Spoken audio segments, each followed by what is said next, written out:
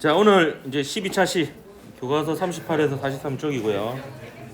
케플러 법칙 해보도록 하겠습니다.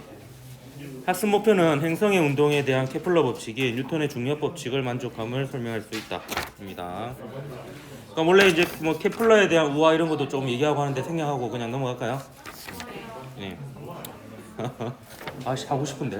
네. 아 괜찮아. 참을까? 티코 브라이와 케플러에 대한 얘기 궁금하지 않아? 아 별로 안 궁금해? 알았어, 그럼 생략합니다. 자, 케플러 법칙은 바로 넘어가도록 할게요. 케플러가 발견한 행성의 운동에 대한 세 가지 법칙인데요. 그 케플러가 이건 수업 내용입니다. 이게 뭐가 이거 케플러의 이제 그 고용주라고 할 수 있는 사람이 티코 브라이거든요. 티코 브라이가 그때 당시에 이제 안시 관측의 대가였습니다. 그래서 그러니까 맨눈으로 관측하는 자료 중에서는 티코 브라의 자료가 가장 정확했거든요. 저기 떠들고 있네요. 그래서 근데 이제 티코 브라는 관측의 달인이었는데 그 관측한 결과를 해석하는 데 있어 가지고는 좀 재능이 없어 가지고 그 당대 이제 뛰어냈던 수학자인 케플러를 이제 고용해 가지고 이제 그 자기가 죽기 전에는 얘가 중요한 걸 발견할까 봐 자료를 찔끔찔끔 주다가 죽고 나서는 이제 다 줬거든요. 티코 브라이가 완전 그 부자였어요. 그래서 섬 하나를 통째로 사가지고 관측소를 짓고 이제 집을 짓고 이렇게 전체 관측을 했던 그런 사람입니다. 그래서 이제 케플러가 그 티코 브라이의 관측 자료를 받아서 그 화성의 궤도를 가지고 이제 이 법칙을 발견을 해요. 그래서 그 케플러의 그 티코 브라의 자료를 보니까 이 화성의 궤도가 원이 아닌 거예요. 아무리 봐도. 그래가지고 이게 이상해가지고 그때 당시에는 당연히 원이라고 생각했거든요. 근데 자신의 그 스승이자 고용주의 그 실력을 믿었기 때문에 그 관측 자료를 그대로 믿고 그대로 해석을 합니다. 그래서 얘가 정말 대단한 사람이에요. 그 끼워 맞추기 해가지고 이게 타운이라는 걸 발견합니다. 이게 그러니까 감각이 굉장히 뛰어났던 거죠. 그래서 케플러 제1법칙이 모든 행성은 태양을 한 초점으로 하는 타운 궤도를 따라 운동한다입니다. 타운은 뭔지 알죠? 태양을 한 초점으로 하고요. 초점이 하나 더 있죠. 두 초점으로부터 거리의 합이 일정한 점들의 집합이 타운입니다. 그래서 이것도 굉장히 중요한 의미를 가지는데 그 뉴턴이 그 신의 스크래치를 굉장히 많이 가했지만 케플러부터 신의 HP는 까지고 있었던 거예요. 케플러가 이제 그 천체의 운동의 완벽한 원이 아니라 찌그러진 타운이라는 것을 발견했고요. 저기는 계속 얘기를 하고 있는데 무슨 얘기인지 궁금하네. 저 타운을 그리고 있네요. 저기 타운을 그렸어. 원을 그렸어. 네, 그럼 용서합니다.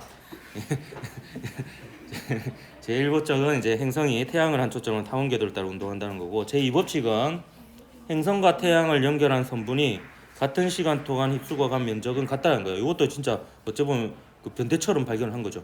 이게 그 수치로 된 그 관측 자료들을 보고 이 규칙을 발견한 거 완전 미친 거죠. 완전히 그 빅데이터의 달인이었다 이렇게 볼 수가 있습니다. 케플러가. 면적 속도 일정의 법칙은 나중에 뉴턴에 이르러서는 이제 가운동량 보존 법칙으로 설명이 됩니다. 근데 케플러는 그런 운동 법칙을 발견하진 않았지만 규칙을 발견을 한 거예요. 그래서 이거는 무슨 뜻이냐면 이 태양과 행성을 잇는 선 있죠. 이 선이 특정 시간 동안의 휩쓸고 간 면적은 같다라는 거예요. 그래서 만약에 요 S1하고 S2가 같다면 요 T1하고 T2가 같다라는 의미가 되고요. 아니면 일반적으로 이렇게 쓸 수도 있습니다. 그 S1 대 S2가 결국에 T1 대 T2가 됩니다.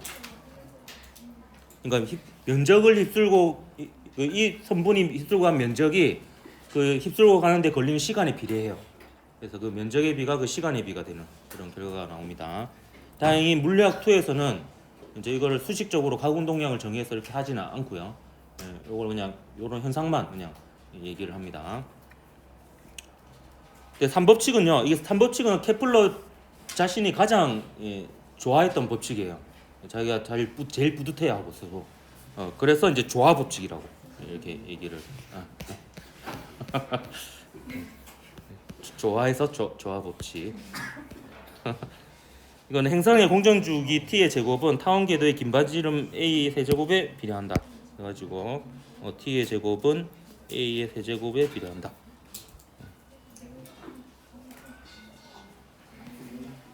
이걸 등식으로 세우면 뭐 t는 t 제곱은 ka의 3승이 되고요. 저기 계속 얘기를 하고 있네요. 뭐 이거 뭐 외우는 방법을 알려주면 이건 매번 하지만 매번 비웃음을 당하는 비유이긴 한데요. 옛날에 그 1과 2분의 1이라는 노래를 부른 투투라는 가수가 있었습니다. 모르죠? 알아요. 알아요? 네. 오, 투투 아삼? 네?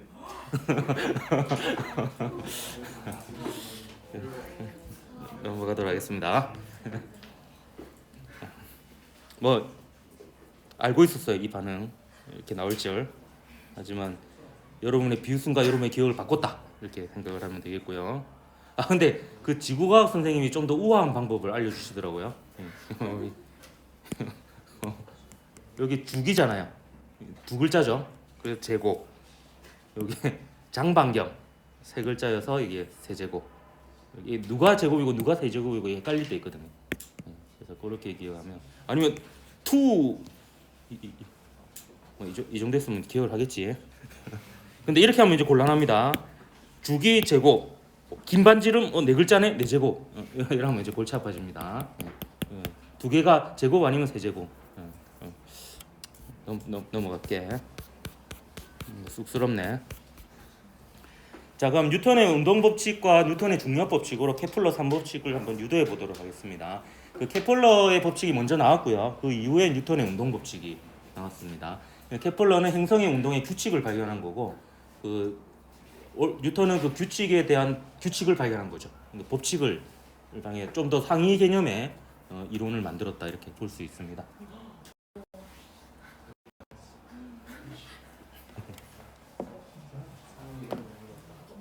왜 이래?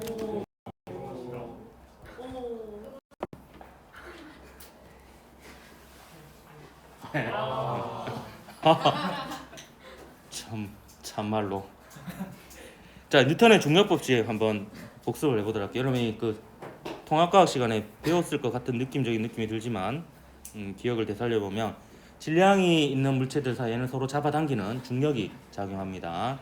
질량이 M1, M2인 녀석이 거리할 만큼 떨어져 있으면 얘는 두 녀석의 질량의 곱에 비례하고 거리의 제곱에 반비례하는 이름을 받죠. 이게 중력이죠. 그래서 중력 상수 이런 거 외우면 안 된다고 그랬죠. 6671011 저희 집 현관 비밀번호거든요. 외울 필요는 없지만 10의 마이너스 11승 굉장히 작은 숫자이기 때문에 웬만큼 질량이 크지 않고서는 서로 이제 끌림을 못 느낍니다. 제 질량이 80kg이거든요. 얘도 질량이 뭐 얼추 비슷해 보이네요. 끌림이 느껴집니까? 안 느껴지죠. 여기 이제 웬만큼 큰 질량 아니면 못 느끼기 때문에 사실 우리 주변에서 우리가 느끼는 중력은 지구가 잡아당기는 중력밖에 없다 이렇게 보면 되겠습니다. 달이나 태양은 질량이 큰데요. 그만큼 거리가 매우 멀어서 달과 태양이 잡아당기는 힘은 여러분 또 못 느낄 겁니다. 느낌은 좀 이상해요. 뭔가 다른 데 이상이 있는 겁니다. 자, 그 케플러 3법칙은 뉴턴의 중력법칙을 만족하고요. 뉴턴의 운동 제2법칙을 만족합니다. 그래서 뉴턴의 제2법칙과 중력법칙을 이용해서 케플러 제2법칙을 유도하는 과정을 한번 보여드리도록 하겠습니다. 근데 원래 오리지널 버전은 이제 타원 궤도로 유도를 해요.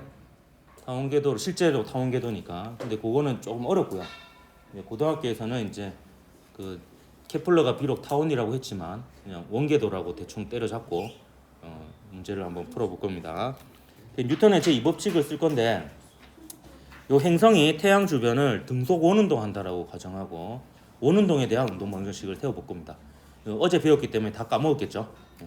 그러니까 살이 찌는 거야. 맨날 까먹어. 오늘도 빵 까먹었을 거 아니야. 빵 맛있더나? 3,070원치인데요 그게. 1인당 3,070원이 3,070원은 밥을 어떻게 먹으지? 그러니까 그렇게 나왔겠지. 자, MA는 마 쓰면 되죠. 마 쓰면 되는데 A 대신에 그 구심가속도 지난 시간에 배웠습니다. 지금 태양과 행성 사이의 거리 R이 나와 있고 속력 V가 나왔으니까 R과 V로 구심가속도를 표현하면은 M의 R분의 V 제곱 이렇게 되겠죠. 이게 MA가 되겠습니다. 근데 요 행성이 태양 주변을 원운동하는 때 작용하는 힘은 중력이죠. G에 R 제곱분의 태양의 질량 곱하기 행성의 질량 이렇게 되겠습니다. 요만큼은 지난 시간에 배웠겠지만 구심 가속도입니다.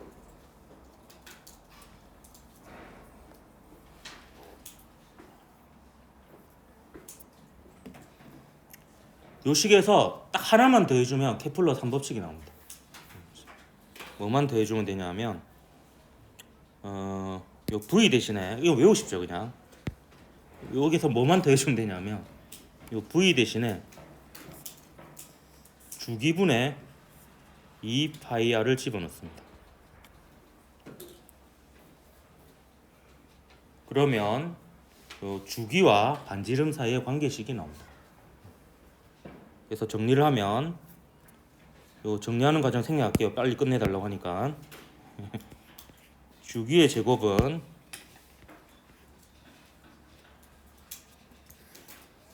4파이 제곱 나누기 GM의 R의 3승이 됩니다. 그래서 행성의 공전 주기의 제곱은 행성의 반지름의 세제곱에 비례하는 결과가 나오고요. 요 가로 안의 값들은 상수 있다고 볼 수 있는 게 4는 숫자죠. 그냥 파이도 숫자고요. G도 중력 상수. 우주 어디에서나 일정합니다. 왜냐하면 그냥 그럴 것 같으니까요. 실제로 그렇습니다. 한 번도 이제 달리 측정된 적이 없기 때문에 그냥 일정할 거라고 생각하고 있는 겁니다. 요 M은 누구의 질량일까요? 여러분 잘 이해했나 한번 테스트 해볼까? 이건 누구의 질량일까요? 네, 태양의 질량입니다. 태양. 지금 태양 주위를 도는 행성에 대한 얘기죠. 그때 행성의 질량은 여기서 날아가 버렸습니다. 요게 행성의 질량이죠. 지금 행성에 대해서 MA 꼴렉한 거죠. 그러니까 행성의 질량 곱하기 행성의 가속도 한 겁니다. 근데 여기서 이제 행성의 질량은 소거돼서 날아가 버리고 남는 질량은 중심에 있는 천체 태양의 질량이 됩니다. 따라서 케플러 3법칙은 태양을 중심으로 해서 태양 주위를 공전하는 행성들끼리 규칙이 적용되는 거예요. 그럼 지구를 도는 인공위성들이 굉장히 많잖아요. 그럼 지구를 도는 인공위성들끼리는 또 이런 관계가 성립합니다. 그때 들어가는 요거는 지구의 질량이 되는 거고요. 그 다음에 목성 주위에도 위성들이 많죠. 그럼 목성 주위의 위성들끼리 또 주기의 제곱은 긴반지름의 세제곱에 비례하는 게 적용이 돼요. 그때는 요 질량이 뭐가 들어가겠습니까? 목성의 질량이 들어가는 겁니다. 그래서 중심에 있는 천체가 같다면 그 천체를 한 초점으로 해서 타원 운동을 하는 행성의 주기의 제곱은 긴반지름의 세제곱에 비례한다. 이게 이제 일반적인 케플러 법칙 3법칙이다. 이렇게 볼 수가 있습니다. 굉장히 조화롭죠. 그래서 이제 조화 법칙. 이건 농담 아닙니다. 조화로워서 조화 법칙이고 케플러가 좋아해서 조화 법칙은 농담이고. 어렵네요. 자, 여기에 이제 그 천동설인데요. 천동설은 그 깬 사람이 코페르니쿠스죠. 코페르니쿠스. 근데 코페르니쿠스가 이렇게 설명을 하긴 했지만 코페르니쿠스조차도 완전히 믿지는 않았대요. 근데 이제 그리고 이제 책에서도 이거는 계산의 편의상 이렇게 하면 계산이 편하다. 이런 식으로 이제 설명을 하거든요. 근데 이제 점점 증거가 쌓이니까 이제 사람들이 믿게 되었고, 근데 요 지동설 코페르니쿠스의 지동설은 그래도 행성의 궤도들이 다 원이었습니다.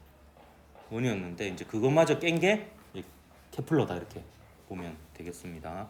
그래서 스크래치가 여러 번 일어난 거예요. 지구가 중심이었는데 더 이상 지구가 중심이 아니게 되었고, 원궤도였는데 더 이상 원이 아니게 되었고, 뭐 천상의 법칙과 지상의 법칙은 따로 분리되어 있었는데 하나로 통합돼 버리고, 이렇게 하면서 이제 점점 이제 그 신에 대한 믿음이 줄어들어 갔다라는 겁니다. 그래도 아직은 뭐 종교인들이 많이 있죠.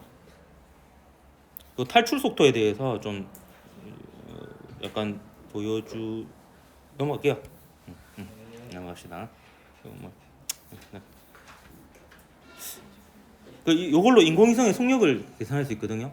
요 MA 꼴 F 해가지고 요거를 이제 그 제2 우주 속도라고 할 거예요. 아마 제2 우주 속도. 인공위성이 이제 원운동할 수 있는 조건의 속도. 그게 제2 우주 속도고, 그다음에 로켓이 이제 지구의 중력권 밖으로 빠져나갈 수 있는 탈출 속도. 이게 이제 제1 우주 속도라고 하는데, 그건 다음 시간에 할 겁니다. 자, 그 인공위성의 운동 얘기하는데 지표면 근처에서 중력 가속도가 어떻게 해서 이제 G로 나오는지 한번 설명하고 볼게요. 이거 통합과학 때 내가 수업했었나? 안 했었어요? 예. 저는 이제 통합과학 할 때 이제 요거를 그냥 얘기해 주는데요. 왜냐면 너무 빨리 시간이 끝나가지고 이게 좀 시간을 때우기 위해서 이제 추가로 이제 부연 설명하는 부분인데, 자, 요 지구의 질량을 라지 M이라고 하고요. 얘는 지구입니다. 이렇게 하면 이제 완벽한 지구가 되고요. 예, 지구의 반지름이 라지 R이라고 두고요. 지표면으로부터 질량 M인 물체까지의 높이를 스몰 h라고 하면 요 사이에 작용하는 만류 인력은 이렇게 됩니다. 그러니까 여기에 대해서 사실 운동 방정식을 정확하게 세우면 MA는 G의 R 플러스 H의 제곱분의 MM 이렇게 되는 거죠. 네. 그래서 실제로는 자유낙하 운동할 때 점점 가속도가 커져야 됩니다. 지구와 점점 가까워지면 가속도가 커지거든요. 그래서 사실 무게도 커져야 돼요. 그래서 여러분 밥 먹으러 1층에 내려가면 먹기도 전에 이미 무게는 좀 증가해 있습니다. 지구랑 더 가까워졌기 때문에. 그런데 그 차이를 혹시 느낀 사람 없죠? 그럼 뭔가 머리 쪽에 뭔가 이상이 있을 수도 있는 겁니다. 여기 실제로는 반지름이 6,400km거든요. 높이라고 해봤자 뭐 에베레스트 산에도 8km고요. 그 경비행기 타고 이런 스카이다이빙 하려고 올라가는 높이가 4km 정도 돼요. 그러니까 일상생활에서는 요 H가 R에 비해서는 매우 무시할 수 있는 수준입니다. 그래서 얘가 이제 근사해서 요렇게 됩니다. 미안하다. 나는 지울 수 있거든요. 예. 와, 그래도 욕은 안 하네. 뭐라고 반말하네. 뭐래? 방금 반말한 거 아니야? 뭐 했잖아, 뭐 이러던데. 이렇게 되죠.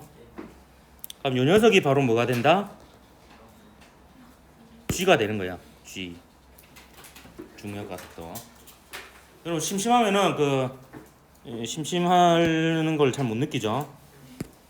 요 위키백과에 이제 중력 상수 찾아서 집어넣고 지구의 질량 킬로그램으로 바꿔서 집어넣고 지구 반지름 미터로 바꿔서 집어넣으면 9.8 정도 나올 겁니다. 그래서 이게 이제 상수가 되는 이유가 얘는 원래 상수고 지구 질량 거의 안 바뀌고요. 지구 반지름 거의 안 바뀌기 때문에 일정한 값이 되는 거고요. 이게 왜 중력 가속도라는 이름이 붙였느냐? 운동 방정식 세우면 MA는 힘이거든요. 근데 M이 같이 날아가 버리고 결국에 얘는 가속도 자리에 남게 됩니다. 그래서 이제 가속도를 의미하기 때문에 중력 가속도라고 이름을 붙입니다. 요게 무게 새마을 금고의 유래다. 이렇게 보면 되겠습니다. 무게는 설명해 줬습니까? 해줬지 이거는 이제. A는 G가 됩니다. 그래서 질량과 관계없이 지표면 근처에서는 동일한 가속도로 떨어지는 거죠. 그래서 이거를 뭐 간단하게 써보면 이렇게 되는 거예요. MA는 MG가 되는데요. 잘 보면 질량이 크면 관성이 커져요. 그러니까 자신의 속도를 유지하려고 하는 성질이 커지죠. 근데 거기에 비례해서 속도 변화의 원인인 힘도 커집니다. 그러니까 관성이 커지는 만큼 똑같은 비율로 힘도 커지니까 자유낙하 운동에서는 질량과 관계없이 가속도가 G로 일정한 이런 결과가 나오는 겁니다. 일단 요거는 이제 그러니까 요거에 전부 다 통합과학에서 배우는 내용인데 이제 물리학 2에서는 좀 더 수식적으로 나가는 부분이라고 보면 되겠습니다. 인공위성이 등속 원운동하기 위한 속력인데요. 요게 이제 뉴턴의 사고 실험이에요. 뉴턴의 사고 실험. 수평 방향으로 포탄을 쐈을 때 점점 속력을 빠르게 하면 멀리 가죠. 그러다가 특정 속력이 되면 원운동이 하고요. 그 속력보다 더 빠르면 타원 운동을 합니다. 타원 운동을 하게 되는데 이때 원운동할 조건을 이제 써보면 이렇게 됩니다. 이것도 그냥 원운동에 대한 운동 방정식 세우면 돼요. 아까 제가 교과서에서 잠깐 언급하고 넘어갔던 부분인데 MA는 이때 A 대신에 우리가 지난 시간에 배운 구심 가속도를 집어넣으면 되는 겁니다. 원운동할 때의 가속도의 크기죠. 크기는 일정하고 방향은 계속 바뀌는 가속도입니다. 요게 이제 G의 R 제곱분의 MM 이렇게 되죠. 그럼 여기서 이제 V에 대해서 정리하면 V는 루트 GM 나누기 R 이렇게 됩니다. 그래서 요 속도에 맞춰주면 원운동을 하게 돼요. 이 궤도에서 반지름 R에서. 그래서 특정 위치에서 원운동할 수 있는 그 속도가 딱 하나밖에 없으니까요. 정지 궤도 위성의 높이는 다 똑같은 거예요. 왜냐하면 이제 결국에 정지 위성은 지구하고 똑같은 주기로 돌아야 되니까 그거에 대한 해가 하나밖에 없거든요. 그래서 정지 위성은 이제 그 자리를 이제 잘 잡아야 되죠. 한정되어 있잖아요. 위치가 그 높이에 다 있으니까. 그래서 그게 지금 문제이기도 합니다. 그게 각종 이제 위성들이 너무 많아가지고 이게 쏘다가 부딪히기도 하고 막 이러거든요. 우주 쓰레기 문제. 그 영화도 나왔잖아 우리나라에. 그 쓰레기 치우는 거. 예, 승리호. 이까지 할까요? 예, 다음 시간에 그 포텐셜 에너지와 탈출 속도에 대해서 조금 어려운 내용을 하도록 하겠습니다. 수고했습니다.